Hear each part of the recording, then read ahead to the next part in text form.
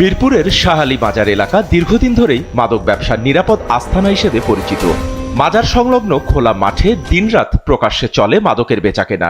স্থানীয়দের অভিযোগ, বছরের পর বছর ধরে চলা এই অবৈধ কর্মকাণ্ড বন্ধে আইনশৃঙ্খলা বাহিনী কার্যকর ভূমিকা রাখতে ব্যর্থ হওয়ায় সাধারণ মানুষের মাঝে তৈরি হয়েছে চরম উদ্বেগ।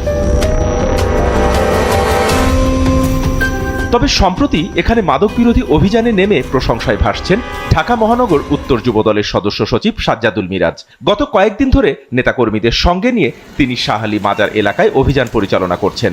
অভিযানে মাজারের ভেতর থেকে মাদকদ্রব্য উদ্ধার করা হয় এবং মাদক ব্যবসার সঙ্গে জড়িত কয়েকজনকে আটক করে আইনশৃঙ্খলা রক্ষাকারী বাহিনীর হাতে তুলে দেওয়া হয়। স্থানীয় বাসিন্দারা বলছেন, রাজনৈতিক নেতাকর্মীদের এমন ইতিবাচক উদ্যোগ সমাজে নিরাপত্তা ও সচেতনতা বৃদ্ধিতে গুরুত্বপূর্ণ ভূমিকা রাখবে। এখানে পুলিশের নাকের ডগায় এবং সমাজের সবার সামনে নাকের ডগায় মাদক বিক্রি হচ্ছে।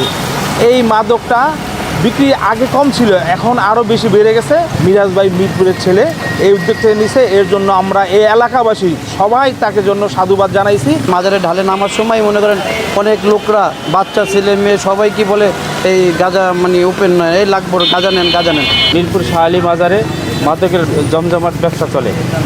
আইন শৃঙ্খলার বাহিনীর সামনেই এই সমস্ত ব্যবসাগুলো চলে, কেউ করার কিছু নেই। সমাজকে মাদক মুক্ত রাখতে যুবদল সবসময় সোচ্চার।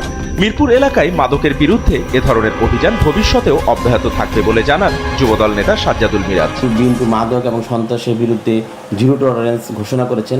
সেই সুবাদে আমি জাতীয়তাবাদী দলের একজন কর্মী হিসাবে এলাকার মানুষকে নিয়ে চেয়েছি যে মাদক নির্মূল করার জন্য, সন্ত্রাস নির্মূল করার জন্য। সেই সুবাদে আমি এলাকার মানুষদের রিকোয়েস্টে এই মাদক নির্মূল অভিযানে আমি যাই এবং প্রশাসনের সহযোগিতা চাই। আমি চাই যেন প্রশাসন আমাদেরকে সহযোগিতা করে এবং এই মিরপুরটাকে মাদক মুক্ত করে। স্থানীয়দের বিশ্বাস, সম্মিলিত উদ্যোগ ও নিয়মিত অভিযানের মাধ্যমে মিরপুর এলাকায় মাদকের বিস্তার অনেকাংশেই কমিয়ে আনা সম্ভব।